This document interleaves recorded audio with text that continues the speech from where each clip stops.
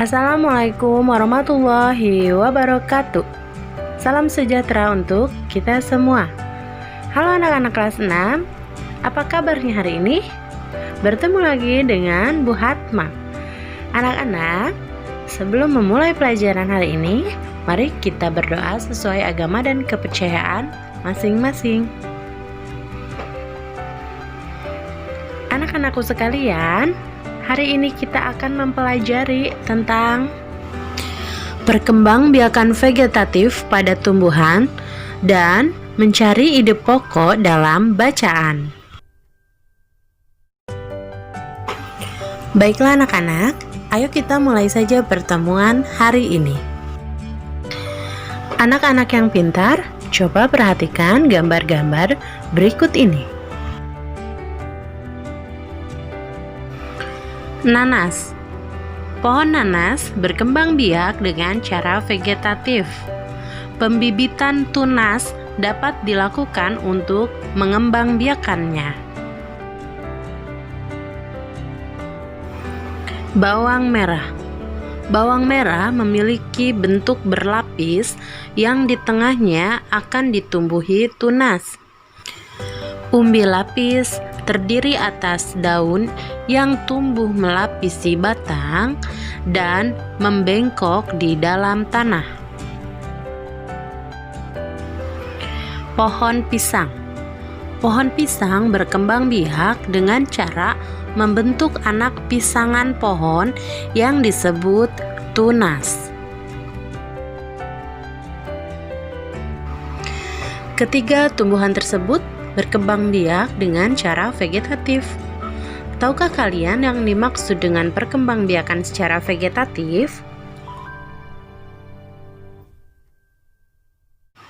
Anak-anak, perkembangbiakan secara vegetatif adalah cara berkembang biak suatu makhluk hidup yang terjadi tanpa melalui perkawinan. Makhluk hidup baru tumbuh berasal dari induknya. Seperti yang sering kita lihat sehari-hari, misalnya pohon pisang.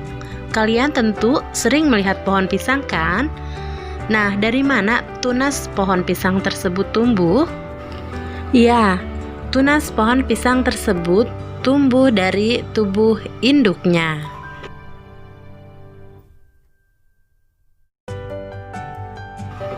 Nah, anak-anak, selain ketiga tumbuhan tersebut, adakah tumbuhan lain yang berkembang biak secara vegetatif?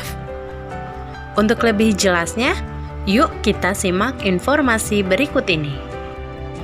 Perkembangbiakan secara vegetatif terdapat dua jenis, yaitu secara alami dan secara buatan. Secara alami, misalnya berkembang biak dengan tunas, umbi, spora, rizoma, dan stolon atau geragi. Sedangkan untuk perkembangbiakan vegetatif buatan bisa menggunakan stek, cangkok, dan okulasi. Berikut penjelasannya. Perkembangbiakan vegetatif alami. Tunas.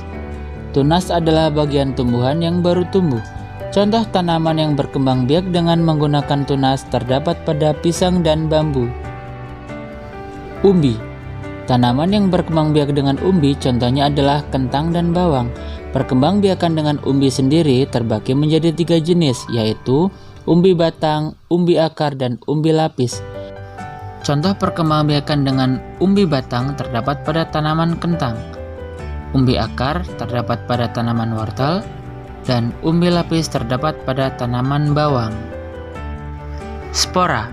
Spora merupakan sel yang memiliki fungsi sebagai alat perkembangbiakan pada paku-pakuan, lumut, dan jamur. Rizoma. Rizoma merupakan sebuah batang yang berbentuk seperti akar tetapi memiliki bentuk berbuku-buku dan di setiap bukunya memiliki mata tunas. Contoh tanaman yang berkembang biak dengan menggunakan rizoma adalah jahe, kunyit, dan lengkuas. Stolon atau geragi. Stolon atau geragi adalah batang yang tumbuh menyamping dan memiliki mata tunas baru.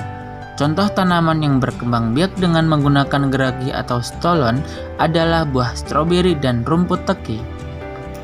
Perkembangbiakan vegetatif buatan. Cangkok. Cangkok adalah sistem perkembangbiakan vegetatif dengan cara melukai bagian tumbuhan, biasanya bagian batang, dan kemudian membungkusnya dengan gumpalan tanah hingga tumbuh akar. Contoh tanaman yang dicangkok biasanya adalah tanaman buah, yaitu rambutan, mangga, dan jambu air. Stek. Stek merupakan perkembangbiakan dengan cara memotong bagian tubuh tanaman dari induknya untuk kemudian ditanam sebagai individu baru. Contoh tanaman yang dapat diperbanyak dengan cara stek adalah singkong, mawar, dan tanaman hingga. Okulasi. Okulasi merupakan cara perkembangbiakan secara vegetatif dengan cara menempelkan mata tunas satu tanaman ke tanaman lain yang sejenis. Okulasi biasanya dilakukan untuk memperbaiki sifat suatu tanaman. Kegiatan okulasi dapat dilakukan hampir di semua tanaman yang memiliki kambium atau berkayu. Contohnya, durian, tanaman karet, dan kelengkeng. Anak-anak, perkembangbiakan tumbuhan secara vegetatif juga ada kelebihan dan kekurangannya. Berikut adalah kelebihannya. 1. Sifat tanaman sama dengan induknya. 2. Cepat menghasilkan buah. 3. Perbanyakan dilakukan bisa kapan saja. Kekurangannya adalah 1. Mudah tumbang. 2. Sedikit keturunan baru. 3. Induk tanaman menjadi terganggu. Nah, anak-anak, tumbuhan wajib kita lestarikan karena tumbuhan merupakan salah satu sumber kehidupan bagi manusia. Yuk baca cerita berikut ini. Tumbuhan sumber kehidupan. Indonesia adalah negara kepulauan yang terletak di garis khatulistiwa. Indonesia memiliki dataran tinggi, dataran rendah, dan perairan. Dataran rendah adalah daratan yang memiliki ketinggian 0 sampai 200 meter di atas permukaan laut.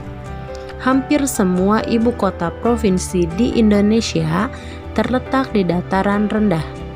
Tumbuhan di dataran rendah adalah padi, palawija, dan tebu. Wilayah pantai termasuk dataran rendah.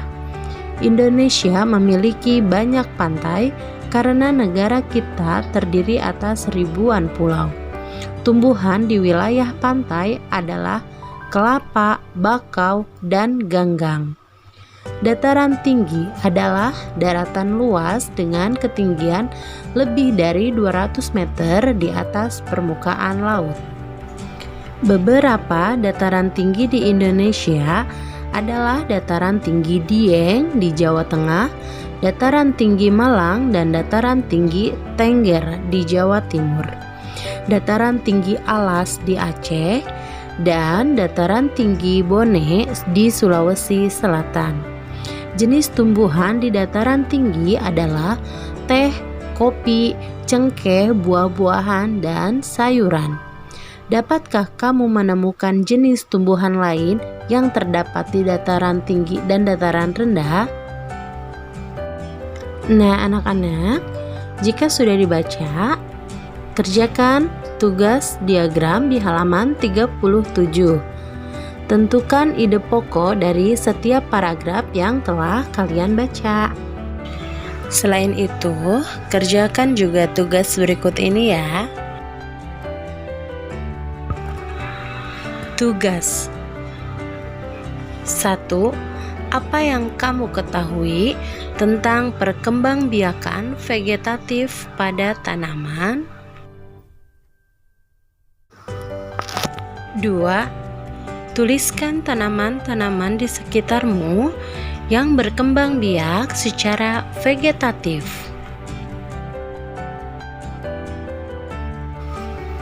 3. Tuliskan kelebihan dan kekurangan perkembangbiakan vegetatif yang kamu tahu. 4. Tuliskan yang termasuk ke dalam jenis vegetatif alami dan vegetatif buatan. Selamat mengerjakan ya anak-anak. Jangan lupa selalu jaga kebersihan dan kesehatan diri. Olahraga yang cukup dan makan makanan yang sehat. Serta sering-seringlah mencuci tangan. Demikian pembelajaran hari ini. Sampai bertemu lagi anak-anak. Wassalamualaikum warahmatullahi wabarakatuh.